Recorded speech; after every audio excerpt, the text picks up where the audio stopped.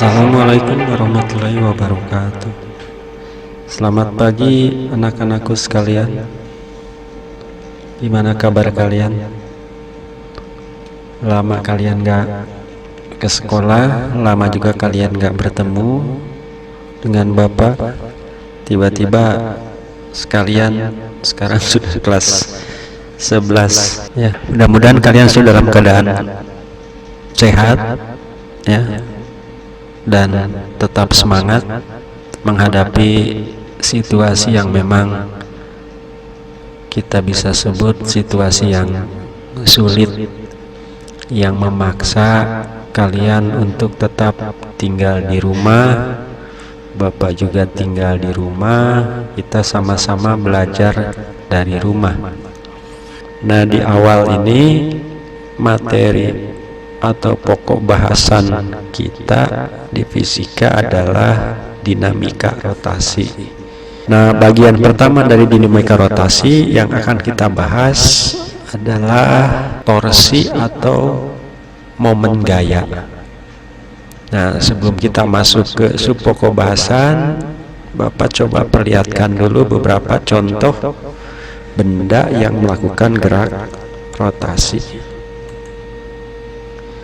Ya. Nah, di sini Bapak tampilkan 1, 2, 3, 4, 5 buah benda. Ada orang membuka atau menutup pintu. Kemudian di sini ada sebuah alat kunci Inggris yang biasa dipakai untuk membuka atau mengencangkan baut. Kemudian juga ada orang yang memegang kunci roda. Kemudian ada juga gambar kincir ya, yang digerakkan oleh air yang kita sebut dengan kincir air. Kemudian lagi kincir tapi digerakkannya oleh angin, kita sebut dengan kincir angin.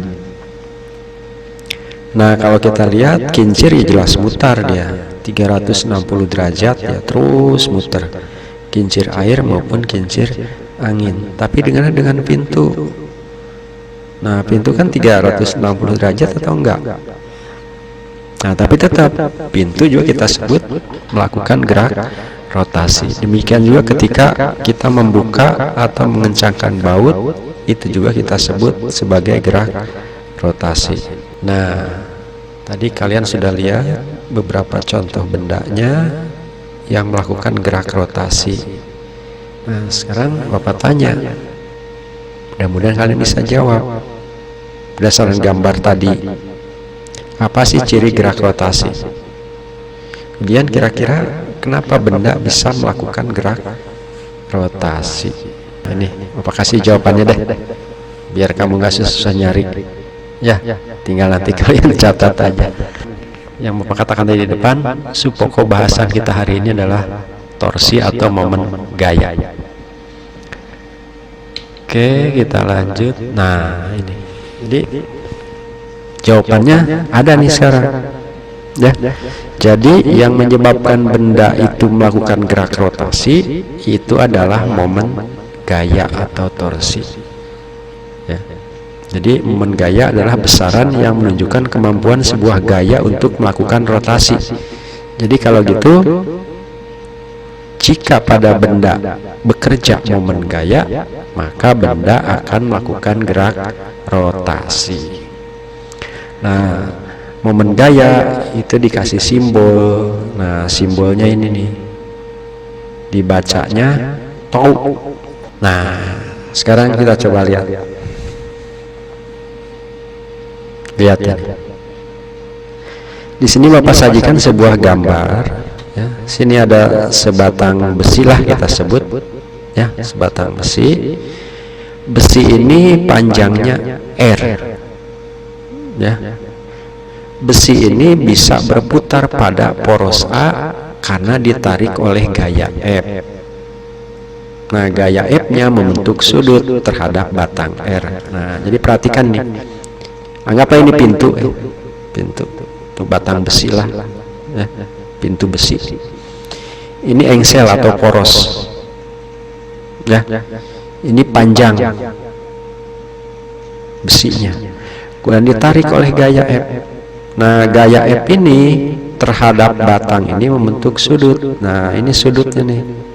Sudutnya kita sebut sudut theta. Ya, sudut theta. Nih. Ini kan pasti muternya ke sini. Akan berputar searah putaran jarum jam. Ya. Nah, kemudian kita lihat lagi nih. Ini ada gaya, kemudian gaya ini kita perpanjang ke bawah. Ya. Kita sebut ini adalah garis gaya. Nah, kemudian dari titik poros ini kita tarik lagi garis ke sini. Nah, garis yang kita tarik melalui poros ini tegak lurus nih terhadap garis gaya atau garis kerja gaya. Nah, jarak dari titik poros ke perpotongan titik ini disebut dengan lengan momen. Dikasih simbol ini D. Ya, gitu. Dipaham ya? Jadi di titik poros ini panjang, ini besar sudut, ini gaya, ini garis gaya. Ya. Nah, besarnya momen gaya di titik A adalah to sama dengan F ini dikali R dikali sin theta, atau to sama dengan F dikali D. Jadi sebetulnya panjang dari sini ke sini itu sama dengan R dikali sinus sudut ini. Gaya itu termasuk besaran vektor, artinya besaran yang memiliki nilai dan arah. Nah, arah momen gaya itu berdasarkan perjanjian atau kesepakatan, ya.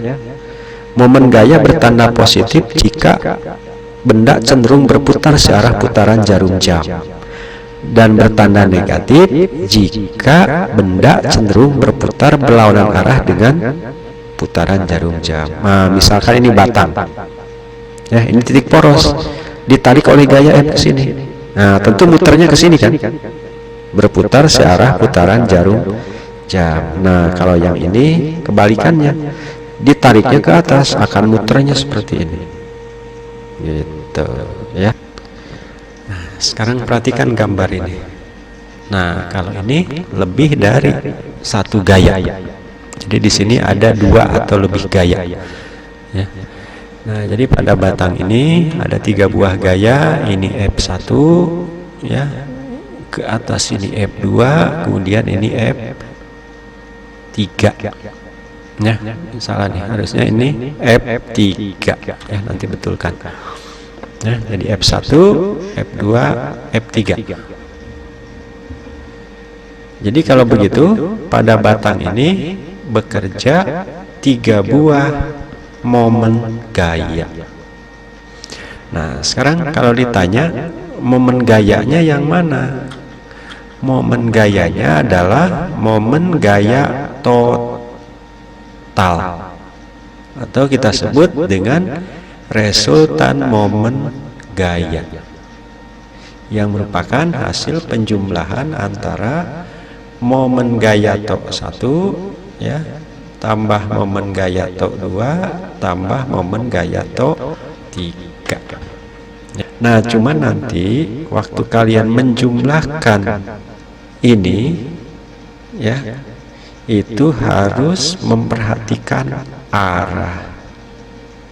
Kenapa? Karena momen gaya ini adalah besaran vektor. Jadi penjumlahannya bukan penjumlahan seperti bilangan biasa.